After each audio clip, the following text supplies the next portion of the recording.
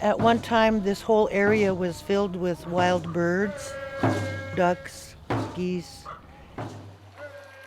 and the salmon, you could just see it coming in. You knew it was coming in. All the place was full of life. This is one of the tables set by nature, by Mother Nature, that we feed from. There's deer, there's seal that comes up here to feed. And the eagles are here. And the ravens are here.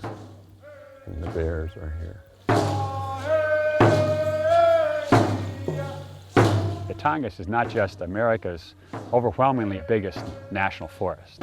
It's also the heart of the largest intact temperate rainforest on Earth. This is an ecosystem type that has been hard hit in other places.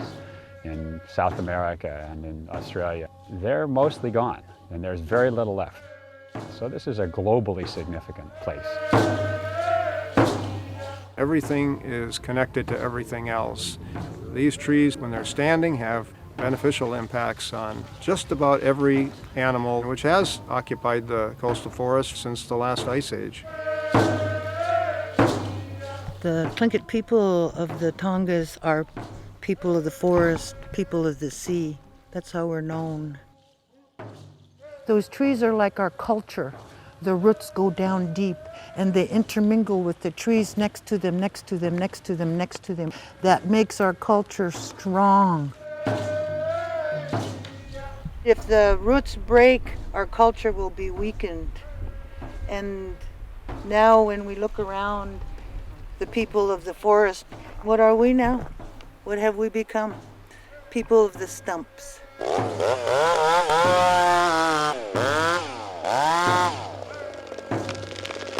Families said, don't lose your land. They always say, "I'a ni aya." This is your land. The whole Alaska God gave to us. From Yakutat to Ketchikan. We are the Tlingit nation. Our people lived out of the Ice Age for a reason. Our people, the Tlingit and Haida people, were never conquered by anyone. Now the Spanish, the British, the Russians, and the Americans, they never conquered us. So all of the Tongass Forest belonged to us.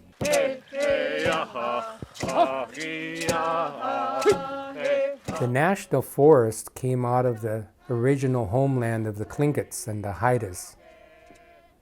It was our land. And then in 1906, they created the National Forest by an act of the president. And from 100 years now, we've had an institution called the U.S. Forest Service administering the Tongass Forest and the archipelago waters. The Forest Service for nearly a century has had big plans for changing the Tongass into something that it's not. Essentially a source of pulp and timber for the rest of the world. People want to keep this place intact in perpetuity, but I don't believe that our rural communities can survive. We've had several instances where basically timber harvest was curtailed for a period of time and has an immediate effect on the economies, on the school systems, on the infrastructure of those communities.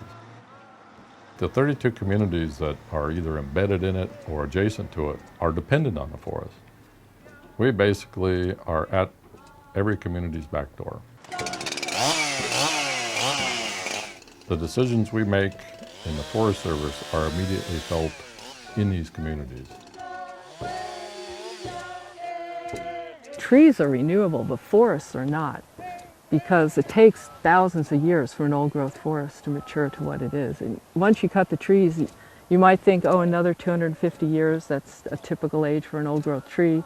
You have old growth again, but you don't. The Forest Service has the people, the scientists, the biologists and all the ologists to figure out what that cut is. We shouldn't be second-guessing the Forest Service on what they think should be the allowable amount of old-growth cut. When the Alaska Native Claims Settlement Act, or ANCSA, was passed, there were headlines in every newspaper, natives to get billions. With the passage of ANCSA, we were allowed to select land.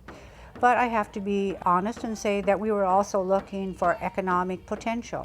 And the economic opportunities at that time were primarily timber. And then I have to say that our people were really looking forward to the wealth that it would bring to us. There was tremendous pressure to use our land assets for economic development purposes. And in the Tongass National Forest, that meant harvesting timber and turning it into profitability.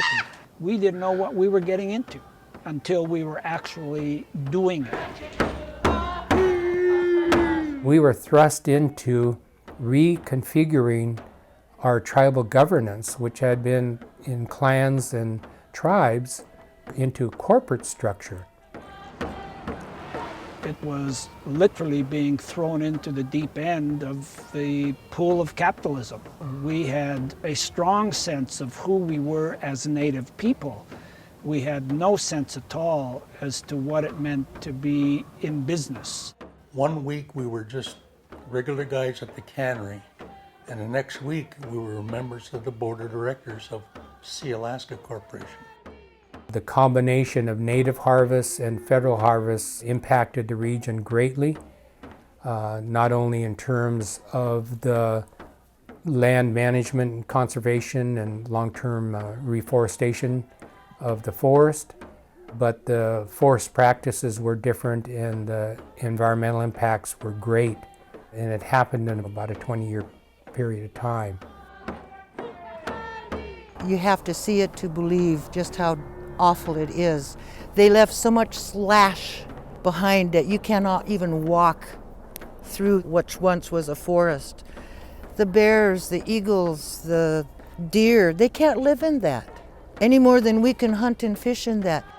Over time, what we've come to appreciate is what we cut in many places does not come back.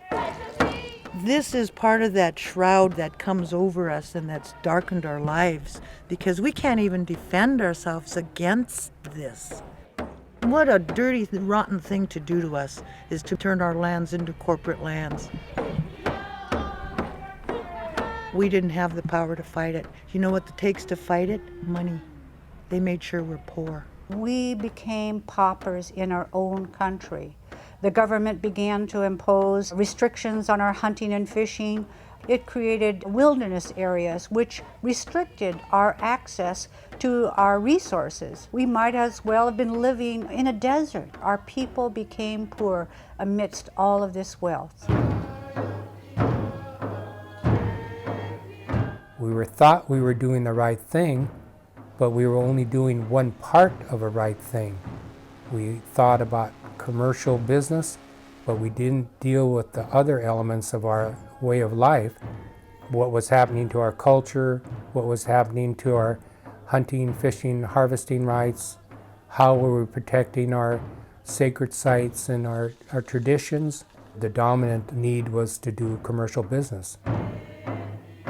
We really believed we were going to have our land back, to live the way we want to live, to exist the way we always have, in concert with nature and the seasons, harvesting our foods, putting it up, sharing it, all the things that nature provides that we can make our living with. We thought that was going to happen. On one hand, there's a tug of war between our people saying that these are our cultural lands where we provided for our food security and where we lived and built our homes. And now we have this conflict with commercial management.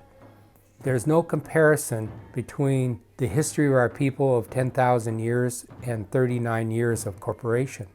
And it's very difficult to understand from a native point of view why the world thinks that the corporations are more important than people. How do we live in this modern era but still integrate our cultural values into these business practices? That is our goal. We are the Tongass people. A Native person's right is attached to this land. We get our robes on, we get our moccasins on and our headgear. We are who we are. You cannot tear us away from this land.